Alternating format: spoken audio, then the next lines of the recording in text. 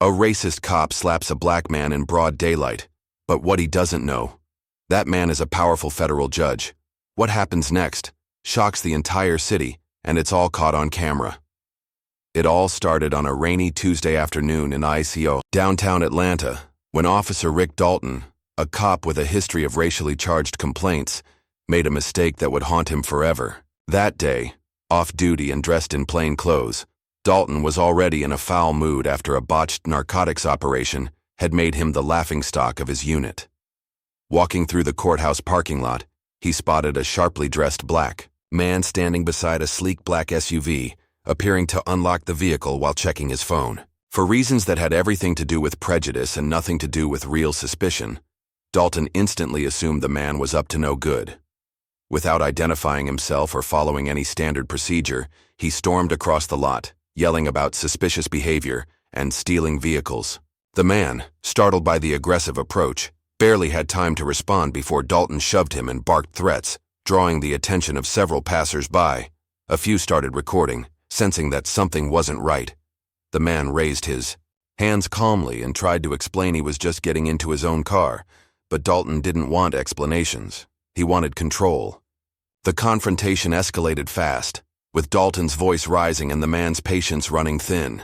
Then, in a shocking moment of rage, Dalton slapped the man across the face with such force that the sound cracked through the damp air, silencing everyone nearby. People froze, jaws dropped, and for a brief second, time seemed to stand still. The man stumbled back, not from pain but from sheer disbelief. He looked straight at Dalton, calm yet seething beneath the surface, then slowly reached into his coat and pulled out a badge. "I'm Judge Marcus Ellison," he said, his voice low but firm, "and you just assaulted a sitting superior court judge." The weight of those words hit like a thunderclap. The crowd erupted, not in violence but in stunned murmurs. Dalton's face drained of color as he tried to process what he'd just done. It was clear he hadn't recognized the judge, and now it was far too late. Within moments, courthouse security spilled out of the building, alerted by the commotion, and the viral momentum the incident was already gaining. Judge Ellison didn't retaliate. He didn't raise his voice or throw a punch. He simply pointed at Dalton and said, "He assaulted me. Arrest him." And that's exactly what happened. Other officers arrived on the scene, and despite Dalton's frantic claims of mistaken identity and self-defense, there was no saving him. Not with half a dozen cell phone videos, multiple eyewitnesses, and a literal superior court judge standing right there. They cuffed Dalton and read him his rights while cameras rolled and bystanders cheered. The story hit local news within the hour and national headlines by nightfall. Videos flooded social media, showing the slap, the stunned silence that followed, and the calm power of Judge Ellison taking control without ever losing his composure. Hashtags like "Nyos slapped a judge" and "Honored justice in real time" trended on Twitter. News anchors replayed the footage over and over. But what truly resonated with millions was not just the shock of a cop slapping a judge. It was the chilling reality of how quickly prejudice can override reason, and how even the most powerful black men aren't immune to it. Judge Ellison gave a televised statement that evening, not out of anger but out of duty. Standing behind a podium with reporters hanging on every word, he said, "If this can happen to me, it can happen to anyone. I was not wearing my robe today. I was not in a courtroom. I was just a black man next to a nice car. And that made me a suspect." His words echoed across the country, sparking conversations in households, police departments, and legislative offices. The case moved quickly. Dalton was placed on immediate administrative leave, and within days, formal charges were filed: assault, misconduct, abuse of authority. In court, he was stripped of his badge and confronted with a history of complaints that had been swept under the rug for years. Witnesses from previous incidents began to speak up, emboldened by the publicity and Ellison's courage.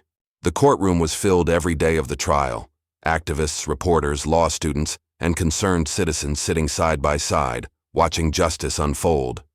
Judge Ellison chose not to preside over the case, of course, but his presence in the gallery was enough to remind everyone that this trial wasn't just about one slap, it was about a system. The jury found Dalton guilty on all counts, and the judge, a colleague of Ellison's, sentenced him to 3 years in prison and mandatory racial bias rehabilitation. Outside the courthouse, Ellison addressed a crowd of reporters once more. "This isn't about me," he said.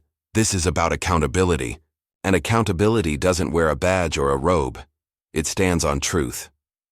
Over the following months, Ellison became a voice for reform. He visited schools, spoke at police academies, and even testified before Congress about the need for systemic change. His calm during the storm, his refusal to respond with vengeance, and his steady insistence on justice made him a national figure of integrity. Meanwhile, Rick Dalton faded into silence, his name a cautionary tale, a symbol of how arrogance and prejudice can... The moment those words left Judge Ellison's mouth, "I'm a sitting Superior Court judge," everything around them seemed to freeze, then explode into motion. Officer Rick Dalton, who had seconds earlier slapped a well-dressed black man he assumed was a car thief, now looked like a man who had just realized he'd jumped out of a plane with no parachute. His face drained of all color, his jaw slightly slack, eyes darting left and right, searching for some kind of way out of what he had just done.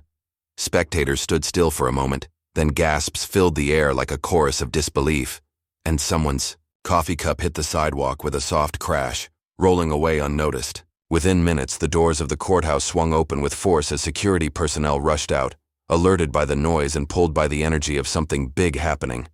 2 uniformed officers followed close behind, recognizing Judge Marcus Ellison immediately and pausing mid-stride in confusion as they took in the surreal sight of one of their own, now clearly on the wrong side of justice. Ellison, maintaining remarkable composure for a man who had just been struck in the face by a police officer, pointed directly at Dalton and said with calm authority, "Detain this man. He assaulted me. He is not above the law." It wasn't about revenge, not for Ellison. It was about principle, about the deeper rot this incident exposed, about the responsibility to make sure this moment didn't vanish into just another forgotten headline. The order carried more weight than any scream could have.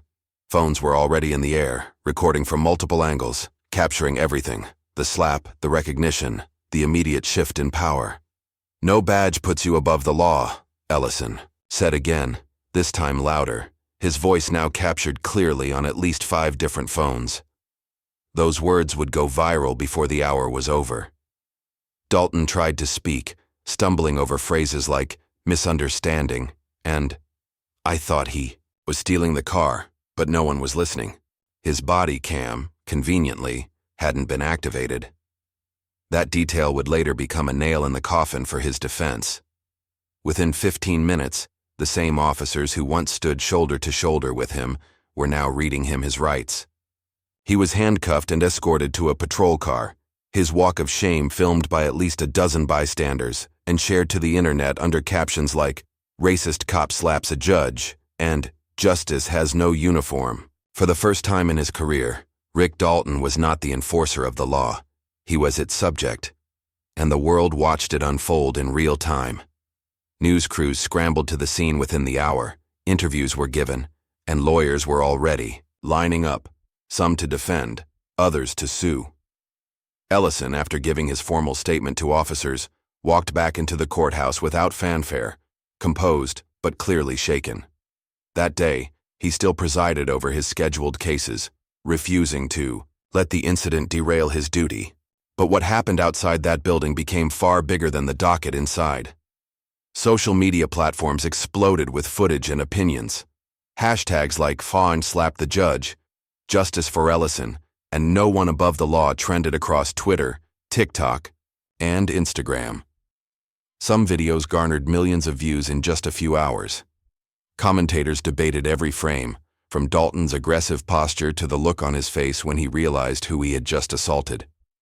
Civil rights activists used the moment to highlight ongoing issues of racial profiling and abuse of power. News outlets ran the story nonstop, not just because a cop had assaulted a judge, but because the whole thing had unfolded with such undeniable clarity. There was no body cam loophole to hide behind this time, not when the people had become the cameras.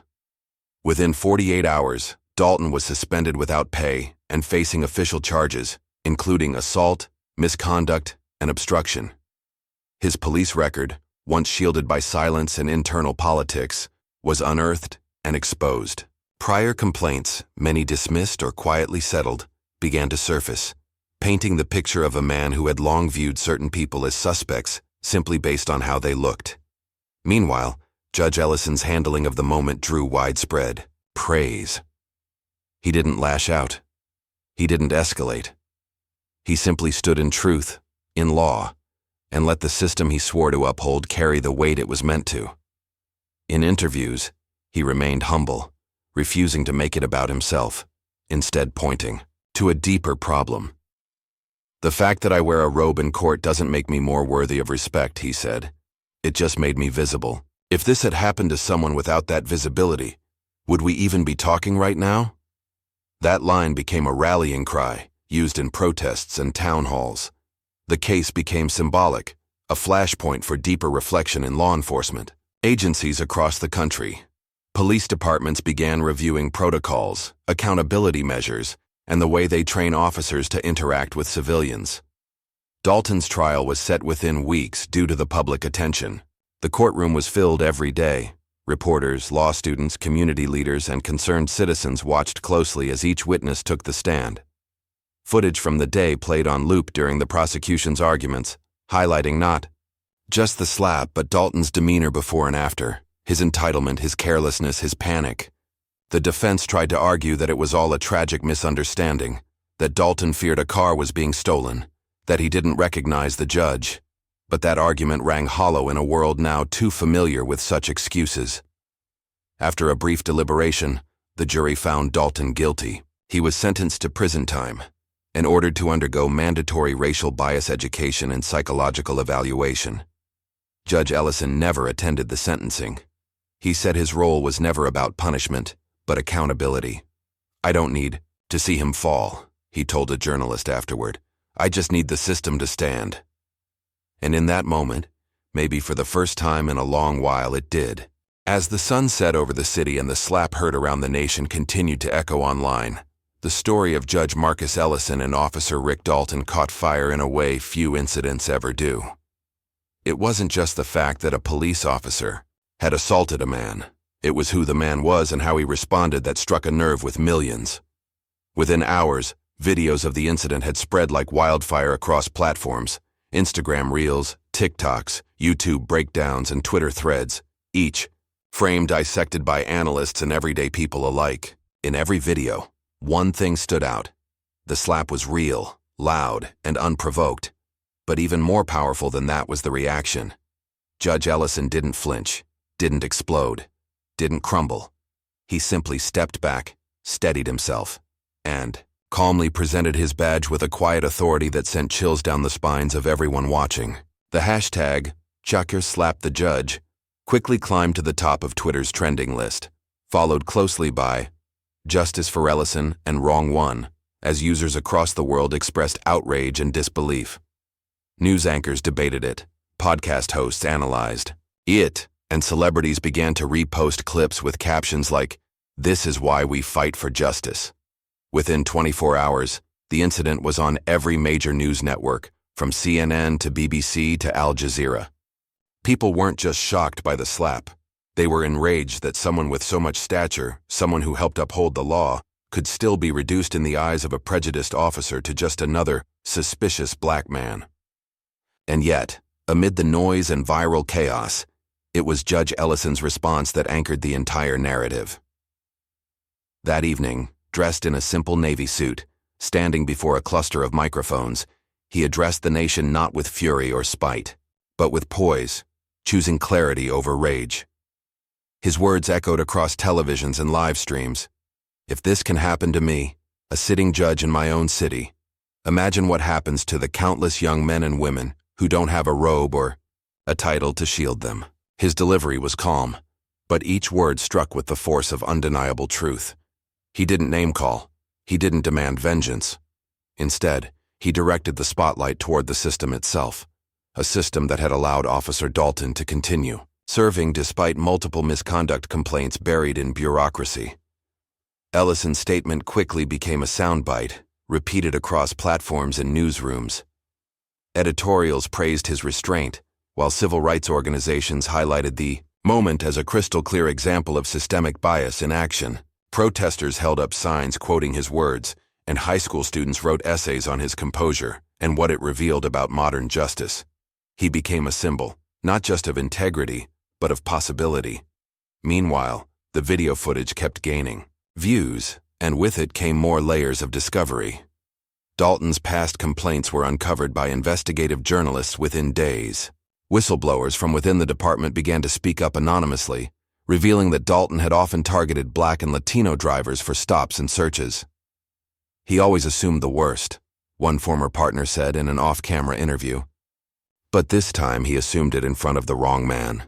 Petitions to fire Dalton immediately gained hundreds of thousands of signatures, and within 72 hours of the incident, the department announced his suspension pending investigation. That wasn't enough for the public. Protests erupted in front of the precinct. People weren't just calling for Dalton's removal, they were calling for a complete overhaul of hiring and disciplinary practices in the department. But still, through all the chaos, Ellison remained steady. He declined interviews on sensationalist talk shows and refused to let the media make the story about his personal pain. "This isn't about me," he said in one interview. "This is about a deeper sickness in the system, one that too many people still pretend doesn't exist." He began working quietly behind the scenes with local lawmakers, pushing for mandatory bias training for all officers and transparency in disciplinary records. Meanwhile, Dalton's world was falling apart. His face had become the representation of every arrogant abuse of power, every unjust stop, every racially motivated act committed under the veil of law enforcement. His name was being shared in shame, and his former allies. 2 weeks later, the city held its breath as the courtroom filled to the brim with press crews adjusting their tripods, civil rights attorneys flipping through case files, and ordinary citizens who had taken the day off work just to witness history unfold firsthand. It wasn't just another legal proceeding, it felt like a national moment, a reckoning disguised as a trial. Officer Rick Dalton, the once proud cop whose name was now synonymous with arrogance and prejudice, stood on trial for assaulting a man he wrongly assumed was a criminal. But the weight of the case wasn't only about that single slap.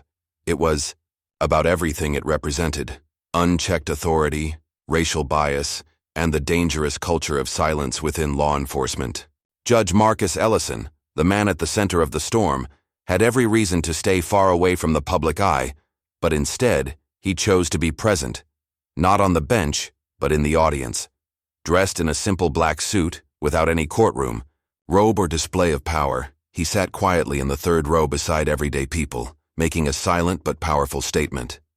Accountability doesn't stop with rank. His very presence in that room reminded everyone that dignity isn't about revenge, it's about principle. From the moment opening statements began, the atmosphere was electric with anticipation. Prosecutors laid out the facts with surgical precision, showing frame-by-frame video evidence captured by bystanders on that rainy Tuesday afternoon. The aggressive approach, the slap, the stunned silence, and the unforgettable moment when Judge Ellison calmly revealed his identity. But the most damning moments came not from that video, but from what came next.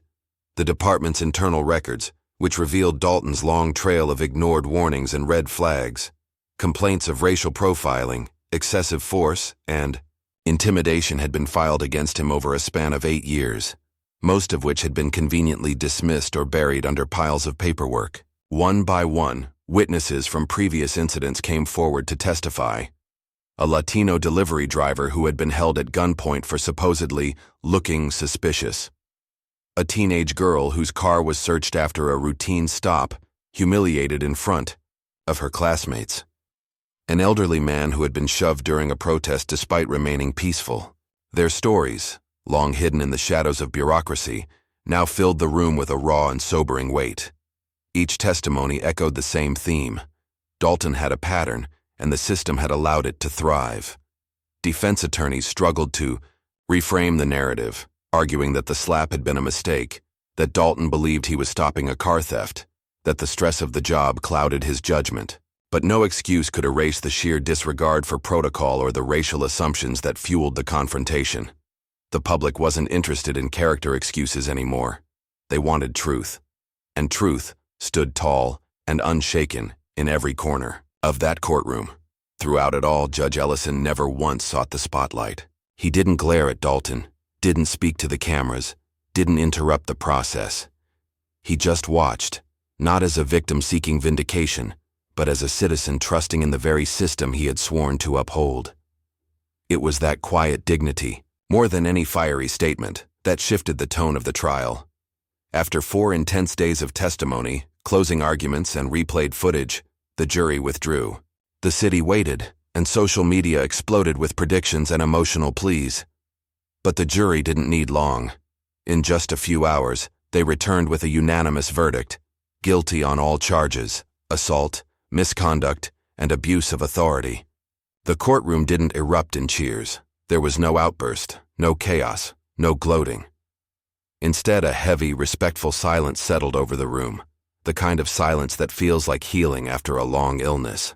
Some people wept quietly, others simply nodded. It was a moment of accountability, not celebration. When the judge read out Dalton's sentence, 2 years in state prison, mandatory civil rights training, and 500 hours of community service under judicial supervision, it wasn't just a punishment. It was a message that even those with badges must answer to the law, a message that silence in the face of wrongdoing is no longer acceptable, a message that respect for justice starts with facing hard truths. Dalton stood motionless as the sentence was read. His expression wasn't defiance, it was disbelief. For the first time, he was facing consequences that couldn't be brushed away or sealed in a file. As he was escorted out of the courtroom in handcuffs, no one jeered. There was no need. The process had spoken for itself. In the days that followed, Ellison issued a brief public statement. He didn't revel in the verdict, nor did he focus on Dalton. Instead, he thanked the jurors for their service, commended the witnesses for their bravery, and reaffirmed his commitment to justice for everyone, not just those with titles or power. "This wasn't about me," he said. "This was about what we allow, what we ignore, and what we're willing to fix. Let this be a turning point, not a headline." His words, once again, rippled through the public consciousness, sparking conversations at dinner tables, in classrooms, and in precincts across the country. Departments began reevaluating their oversight policies. State legislators proposed new transparency laws for internal police records. And perhaps most importantly, citizens began to believe that real change, slow, imperfect, but real, was actually possible.